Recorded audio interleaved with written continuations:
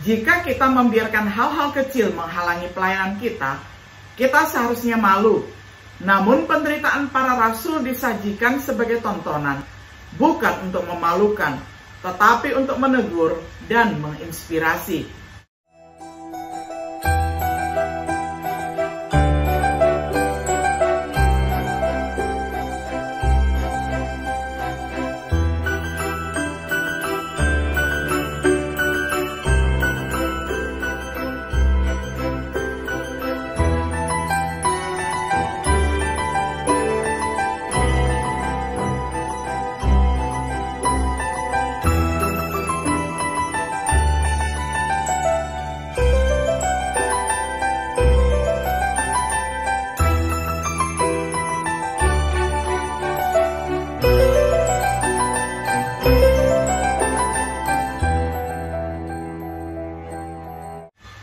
Shalom, sahabat Biblika yang dikasihi oleh Tuhan.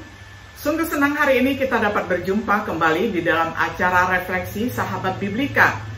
Pada hari ini kita tiba pada episode yang ke-9 di dalam serial pembahasan kitab 1 Korintus dengan tema Tontonan Para Rasul. Saya akan membacakan firman Tuhan untuk kita semuanya dari kitab 1 Korintus pasal 4 ayat 9 hingga ayat yang ke-16. Saya akan bacakan untuk kita semuanya di dalam terjemahan sederhana Indonesia. Sebaliknya, menurut saya, Allah sudah memberikan tempat paling rendah kepada kami rasul-rasul Kristus. Kami diinjak-injak seperti tawaran perang yang dijatuhi hukuman mati. Kami menjadi tontonan umum, baik di hadapan semua manusia maupun para malaikat. Karena melayani Kristus, kami dianggap orang bodoh, sedangkan kalian masih dianggap orang pandai. Kami selalu dianggap lemah, tetapi kalian merasa kuat. Di mana-mana kami dihina, sedangkan kalian dihormati. Bahkan sampai saat ini, kami sering tidak mendapat makanan, minuman, dan pakaian yang cukup.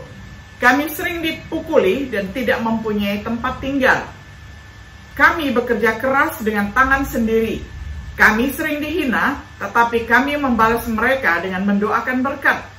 Ketika kami dianiaya, kami menerimanya dengan sabar.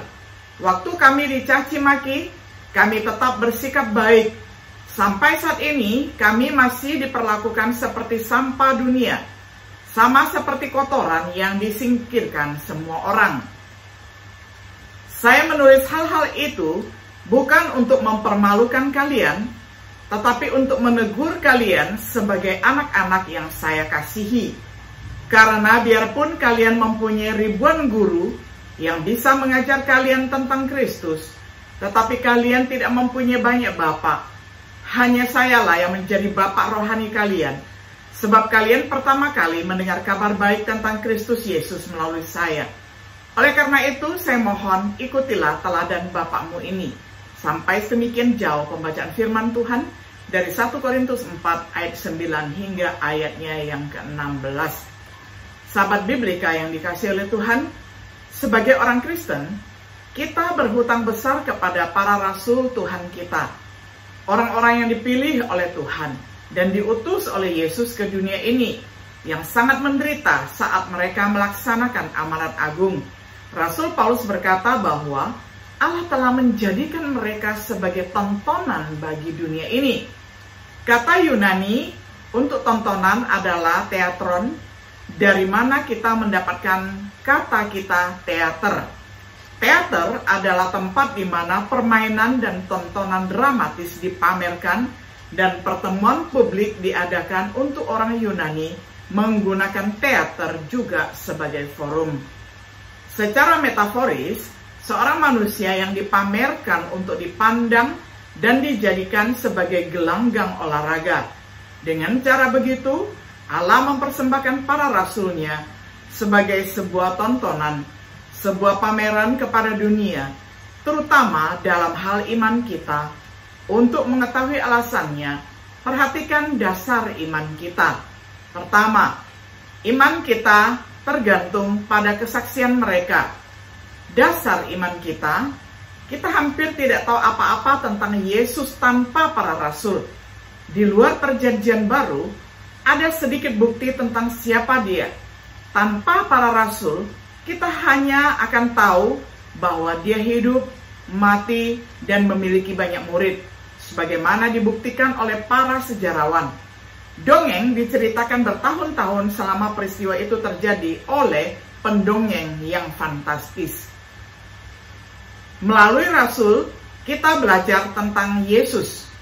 Mereka mengungkapkan apa yang kita ketahui tentang kehidupan, ajaran, kematian, dan kebangkitannya.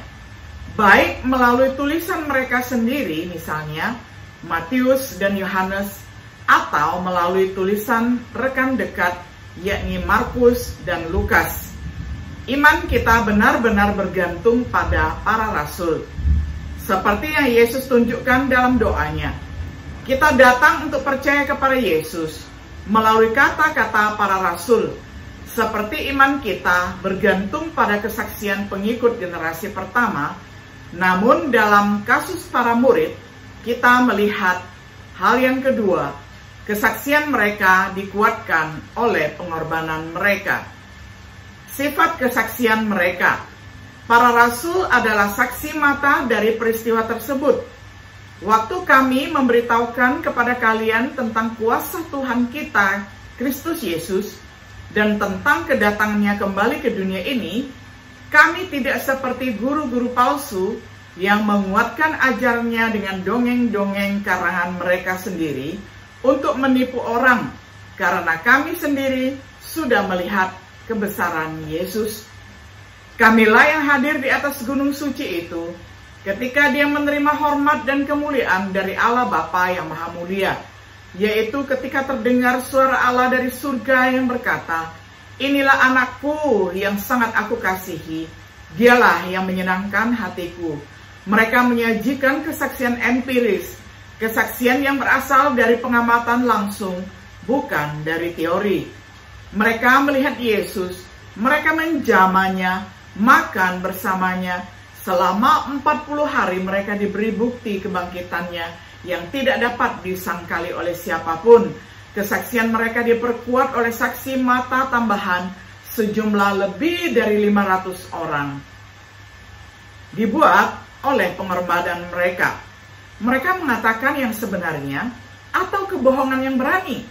Sifat kesaksian mereka tidak memberikan alternatif. Beberapa orang akan berbohong jika mereka bisa mendapatkan ketenaran, kekayaan, atau kekuasaan. Selama hidup mereka, para rasul Kristus tidak memperoleh ketenaran, kekayaan, atau kekuasaan. Mereka sangat menderita, bahkan ditunjuk untuk itu. Mengapa Allah mengizinkan, bahkan menabiskan para rasul Kristus begitu menderita? Karena dengan demikian, pengorbanan mereka menjadi tontonan bagi kita dan dunia. Yang ketiga, pengorbanan mereka adalah untuk iman kita. Perhatikan pengorbanan yang mereka lakukan oleh para rasul pada umumnya. 1 Korintus 4 ayat 11-13. Mereka lapar dan haus, berpakaian buruk, dipukuli, dan kehilangan tempat tinggal. Mereka mendukung diri mereka sendiri, diberkati ketika dicaci, bertahan ketika dianiaya, ketika difitnah. Mereka memohonkan doa oleh Rasul Paulus khususnya. 2 Korintus 11 ayat 23-28. Mereka dipenjara, dipukuli, terancam dan mengalami kapal karam, dibahayakan oleh perjalanan berbahaya, adanya saudara-saudara palsu, kekurangan makanan, tidur, dan pakaian, dipenuhi dengan kecemasan untuk saudara-saudaranya. Dampak yang seharusnya terhadap kita. Percaya pada kesaksian mereka jika kita belum melakukannya. Kesaksian mereka dalam kebangkitan Yesus Kristus ditawarkan oleh saksi mata yang berkualitas dan dapat dipercaya. Injil keselamatan mereka dari kutukan yang akan datang. Dan Yesus sendiri juga yang sudah memberi perintah kepada kami untuk memberitakan dan bersaksi kepada semua orang bahwa Allah sudah menentukan Dia untuk menjadi hakim atas seluruh manusia. baik yang masih hidup maupun yang sudah mati.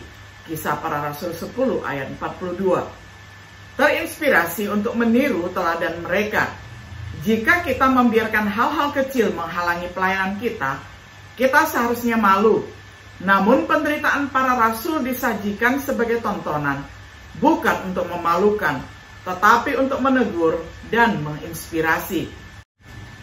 Saya menulis hal-hal itu bukan untuk mempermalukan kalian, tetapi untuk menegur kalian sebagai anak-anak yang saya kasihi. Karena biarpun kalian mempunyai ribuan guru yang bisa mengajar kalian tentang Kristus, tetapi kalian tidak mempunyai banyak bapak. Hanya sayalah yang menjadi bapak rohani kalian, sebab kalian pertama kali mendengar kabar baik tentang Kristus Yesus melalui saya. Oleh karena itu, saya mohon, ikutilah teladan bapakmu ini. 1 Korintus 4 ayat 14 hingga ayatnya yang ke-16. Sebagai kesimpulan, saat kita menatap tontonan para rasul, apa yang kita lihat? Manusia yang sangat menderita, tetapi tidak dikalahkan. Orang-orang yang menunjukkan kuasa Kristus yang hidup di dalam mereka. Setelah melihat tontonan para rasul, apa yang akan kita lakukan? Percaya kepada Tuhan Yesus dengan iman yang jauh lebih kuat? Layani Tuhan dengan kesediaan untuk terus maju? Berapapun harganya, itu pasti akan menggenapi rencana Allah dengan membiarkan mereka menderita. Mengapa tidak mengindahkan desakan sang rasul untuk meneladani dia dan saudara-saudaranya? Sahabat Biblika yang dikasihi oleh Tuhan, kiranya setiap diri kita yang sudah mendapatkan tontonan para rasul melalui pembahasan firman-Nya, kita mendapatkan refleksi dari firman Tuhan tersebut, bahwa setiap diri kita ada pada saat ini sebagaimana kita ada, itu adalah karena para rasul rela menderita dan rela membayar harga yang mahal agar berita keselamatan itu sampai kepada kita. Kiranya kita yang sudah menerima berita Injil keselamatan itu boleh meneruskannya kepada orang lain. Tuhan Yesus yang adalah berita yang kita teruskan dan sampaikan, Dia jugalah yang akan terus menyertai dan memberkati kita selalu. Shalom.